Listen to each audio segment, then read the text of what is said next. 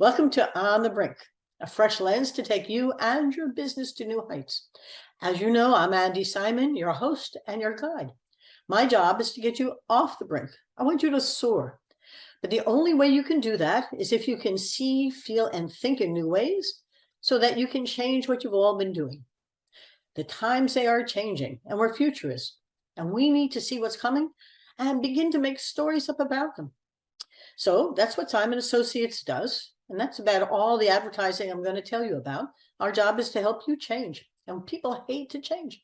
Today, I found a marvelous, marvelous person who came to me through my PR firm of the past, Sarah Wilson. Byron Reese is amazing. Let me tell you about him, and then he'll tell you about himself. And I love his face. Byron is an Austin-based entrepreneur with a quarter century of experience building and running technology companies. It's going to be interesting listening to how he's applied it in our new book today. The new book is called Stories, Dice, and Rocks That Think. And don't kid yourself, we're going to be talking a lot about how humans learn to see the future and shape it, our conversation for today. He's recognized authority on AI and holds a number of technology patents. He's also a futurist.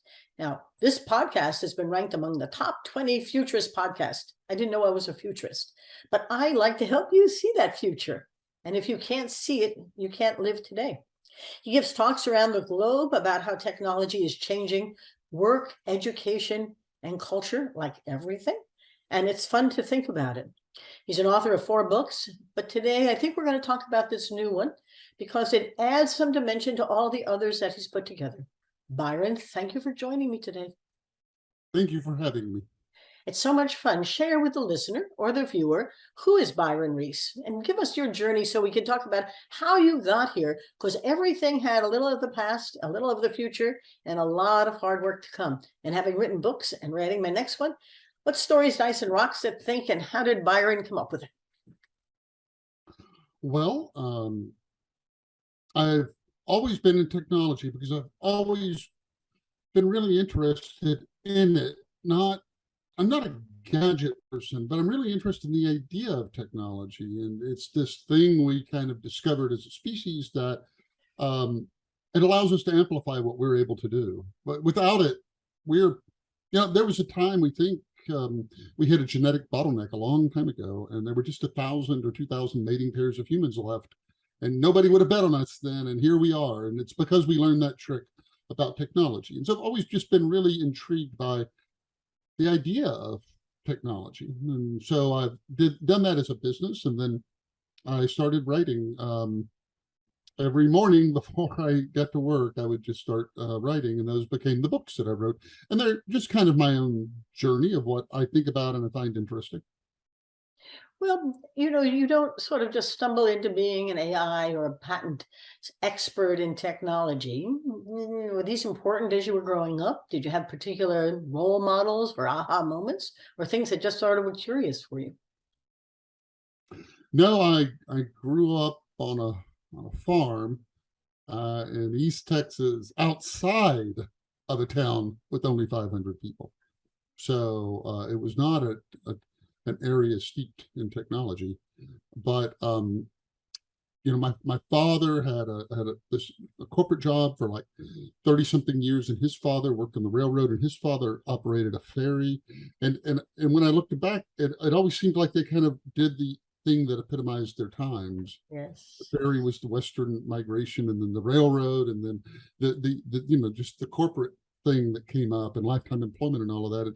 And I knew growing up that you could just tell like it was technology. And so I went to college and met my wife, or the woman who would become my wife. And we moved to the Bay Area to just be a part of that energy. That was in the 90s. And we did that for a while. And then when we decided to start a family, we moved back to Texas, to Austin. And we raised and homeschooled 4 children. And that's me. Well, you are, and that's a very interesting story. Your reflection on how each of your parents, grandparents, and so forth were reflecting the times in which they were living. You, in some ways, are reflecting the times that we're living in now, huh? which I would not have thought about, but as the listener or viewer is listening and watching, think about it. Where are you now because of where we are now as a society? This book, though, has a particular purpose, I think. And I think it would be good to talk about, it's not a tech book. It is a history of humankind in a very important way, which should give the listener and the viewer some time to think about the times that we are in. Because somehow 50,000 years ago, or 40,000, we had a quantum leap in our brain. And we aren't just like any other animal. Remember, we are one species. There are 40,000 different ant species. That's how they have mutated and populated the world. We're just one. And we probably can intermate with anyone across the globe, which is sort of an interesting phenomenon. But we also can see the future and anticipate our mortality and look back on the past and worry about our memory. Was it right? Was it wrong? And it's always different than what actually happened. So we are an interesting human. Let's talk. Byron, how did this book begin to develop? And then let's talk about the 3 phases that so fascinated you there. I got very interested in the question of why we're different than animals, because you always hear, we're just another animal, but when you look around the world, it doesn't look that way. It really looks like we're aliens and everything else is kind of native, but we're very different. Cities and literature and all that. And I really got curious why that happened. And the short answer is that we believe in 2 things that don't exist. We believe in the future and the past. And animals don't. It's a contentious statement, but I try to justify it in the book. And what we do is we have what's known as episodic memory, where we remember specific things that happen to us, which animals don't, and specific things to make predictions into the future, maybe just a minute into the future. Maybe I'm thinking, okay, I want to climb that tree and get an apple. What's the best way to do it? Those sorts of things. And those were, I think, were the first stories we told ourselves. They weren't fiction. They were like us. That's how we think. We think that way. We kind of picture these different things. And it's very different than other creatures. I mean, to send that point home, like the coolest thing I learned writing this book is probably that there was a creature that lived before us called Homo erectus. And erectus lived almost 1.6 million years, 80,000 generations. And erectus only had one tool, called an Acheulean hand axe. It looks like a big arrowhead. That's it. And no matter when you find these or on which of 3 continents you find them, they're all alike.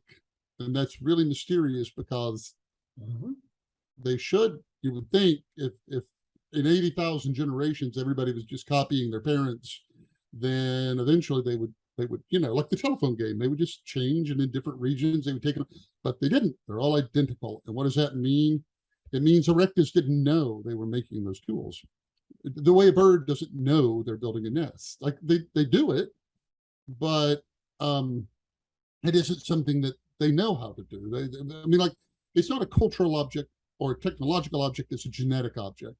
You see, a beaver, if you put a recording of music, of running water in the middle of a field and a beaver walks by, beaver's going to build a dam over it. Like, they don't really know what they're doing, but they know how to build that one dam.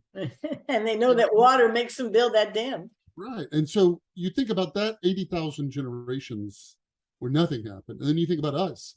And we only took 3 generations to get from Kitty Hawk to the moon. And you realize we are a very different thing.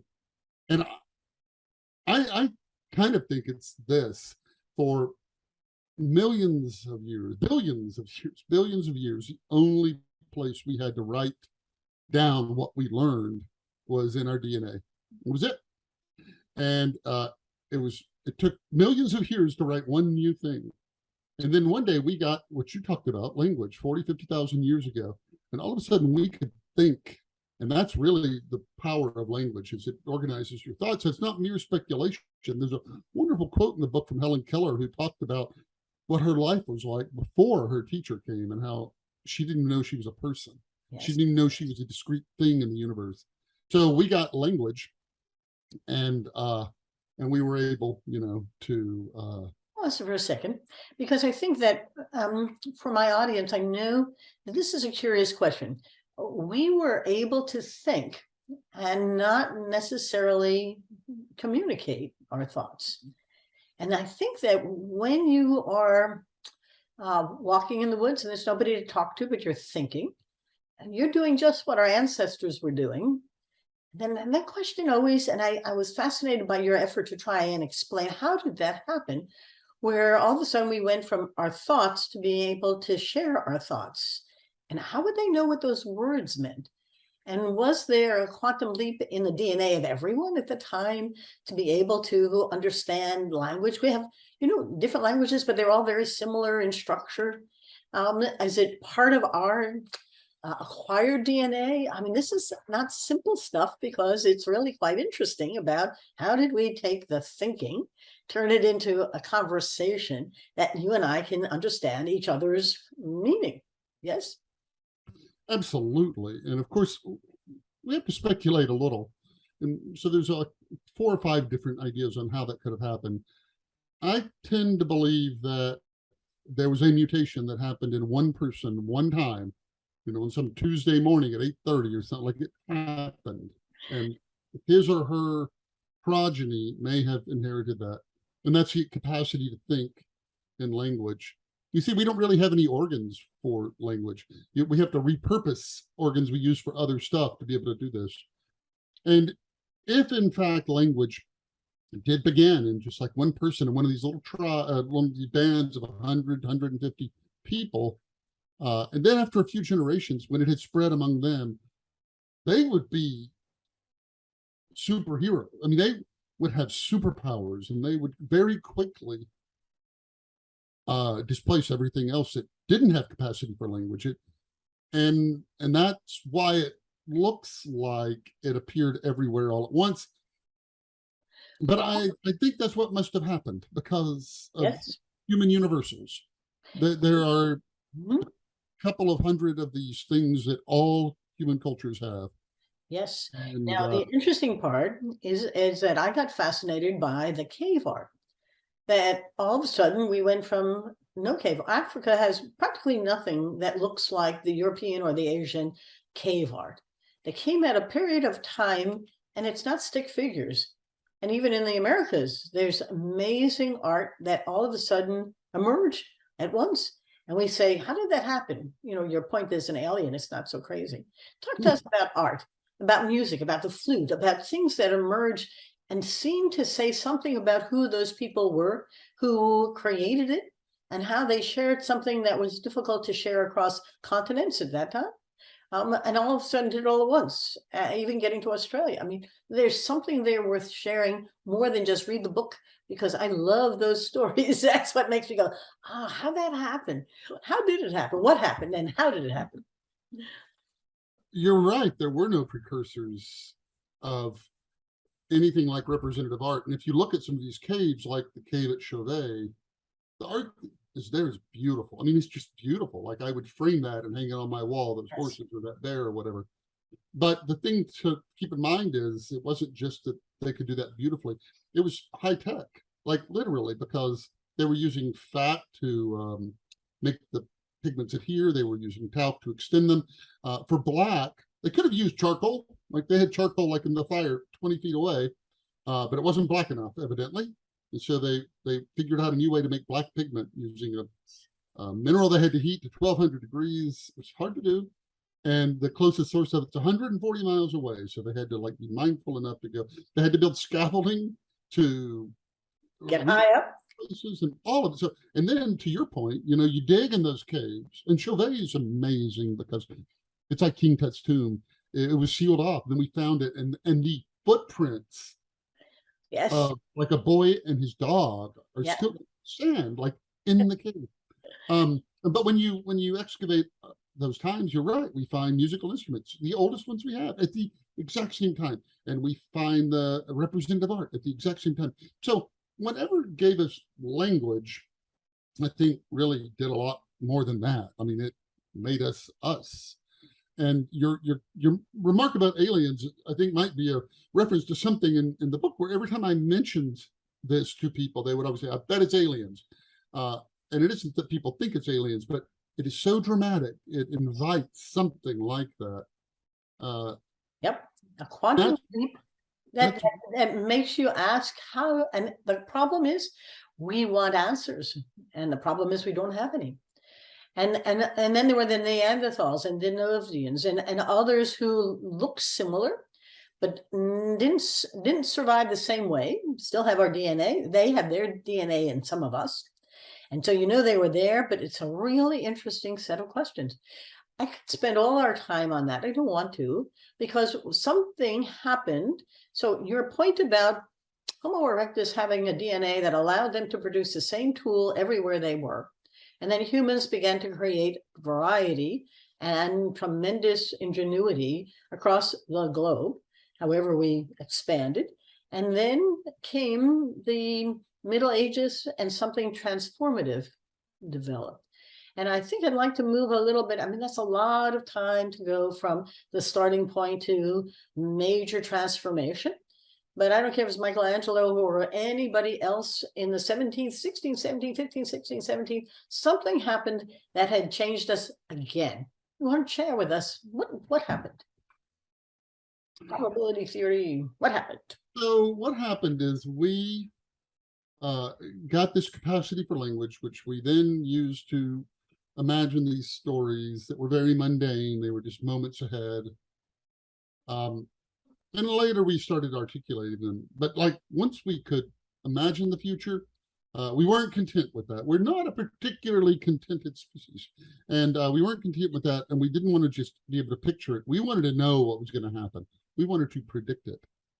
And that seems like a tall order, but that's what happened. And in 1654, these two men, Fermat and Pascal, are writing these letters, and they're trying to solve this math problem that is trivially simple. I won't even bore you with it, other than to say a 10-year-old could solve it. And this is a math problem the great minds of Europe had worked on for 100 years, and they couldn't solve it. And they needed a new way to think about the future. And that's what they did. And they invented probability theory. And then, man, it just all happened. You had the first probability textbook within 8 years, and the whole modern world. Artificial intelligence is just probability theory at high speed. Like that's what it is. Like we invented that. And the reason it took so long is because we had to figure out why the future happened the way it did. I mean, that's really what a futurist is. The people who try to understand why the future unfolded this way and not that way. If I may have a visual aid, there were all different theories on why things happened the way they did.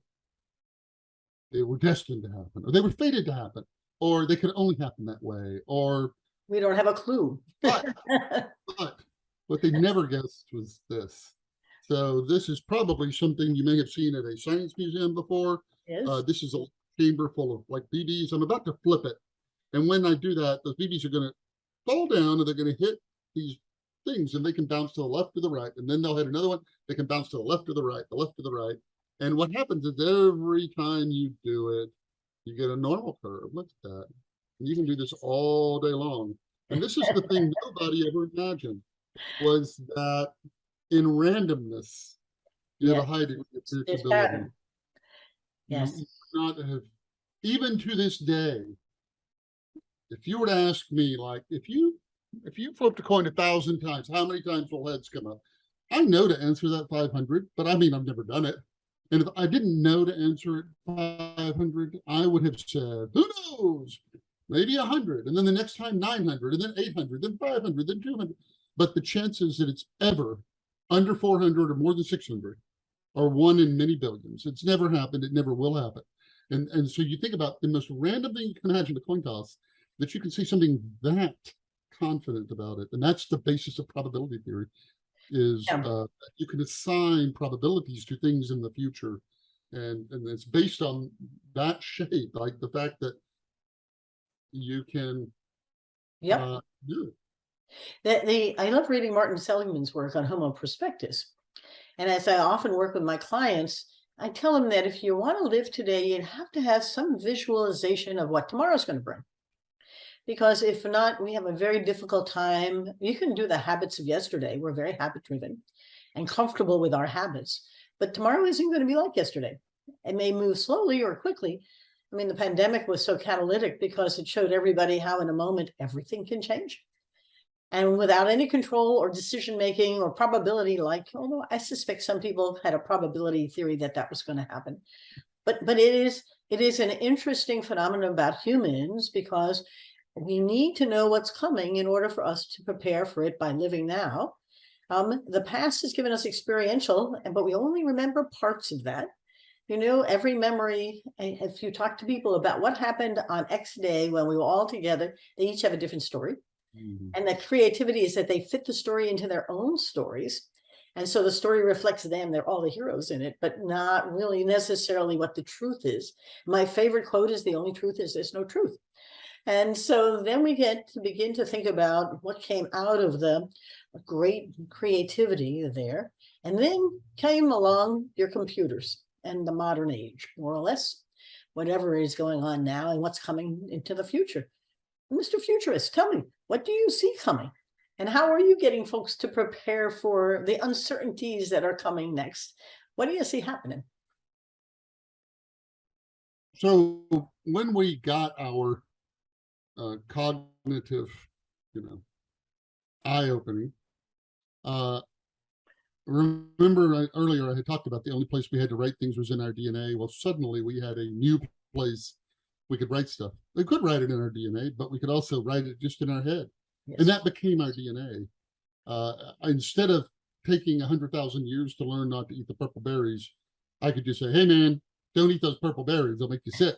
And that's it. Like, that's it. That's a mutation. Yep. And it's about the spread. Everybody's going to say those purple berries are bad. Well, there's an old essay called "I Pencil" that was written 70 years ago, where a guy points out nobody knows how to make a pencil. There's not a person alive who knows every step of making every part of a pencil, and yet pencils get made, and it is, even though nobody knows how to make it. So what has happened in the computer age is we now with writing and computers, kind of the story of the human story is that people will learn stuff and then they die, and then it's forgotten. Then somebody else comes along, learns something, and then they die and it's forgotten. Or maybe they told somebody, but then they messed it up. And our whole species just kind of resets every generation. Yes. We a few things, Plato filters down through, but most things are forgotten. And I think that's what's really going to change, is that, I'm going to have a toothbrush that will tell me if I've got flu virus in my mouth. And I mean, I want that toothbrush, and it will collect data. And I will have a spoon that will tell me the nutrition of every bite I have. That's collecting data, right? Yes. And I want that, so it can tell me, "Oh, you're not getting enough whatever," and one after the other. And I think that's kind of what we're building. When we just had probability theory, we basically had paper and pencils and slide rules. That was it. And so between 1654, when we invented probability, to 1954, the world we built with paper. I mean, we built. Yes.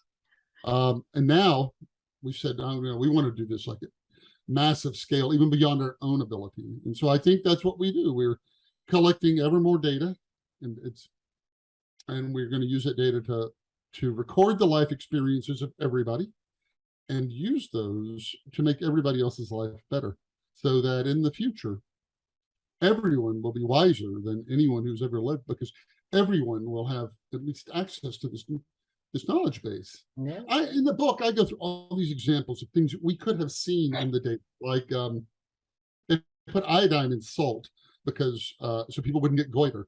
What they didn't know is that this whole country had an iodine deficiency, and when they put iodine in it, the average IQ went up 4 points, and in some parts of the country it went up 15 points from that one thing.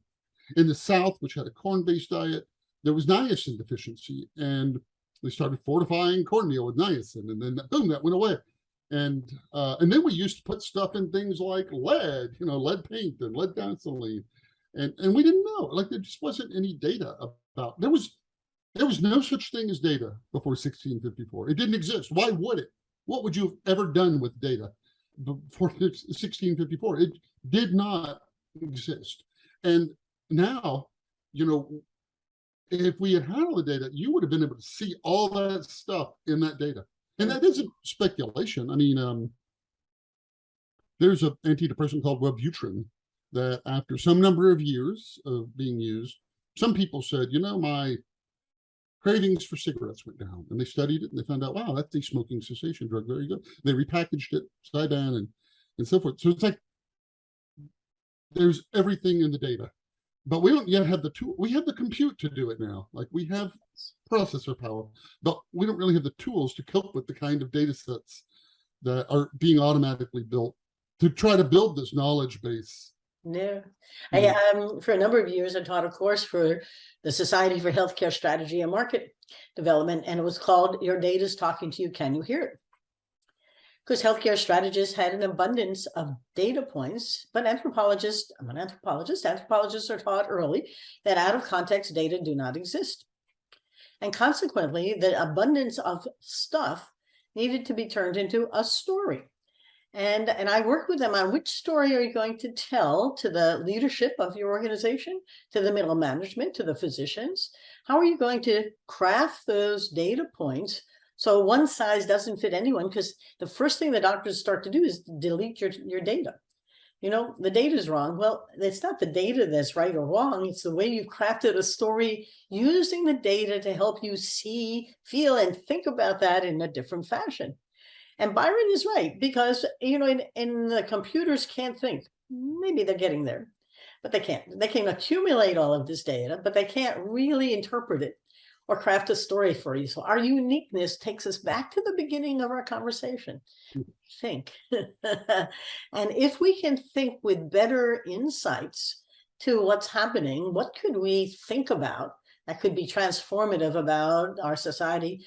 He writes about education and culture and work, well, like everything.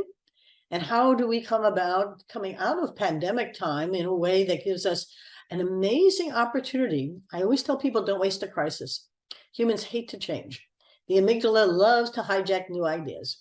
The cortisol comes flying out the minute there's something new. So as you're listening to us, I bet you're saying, oh no, and I'm saying yes, and begin to think through what's possible.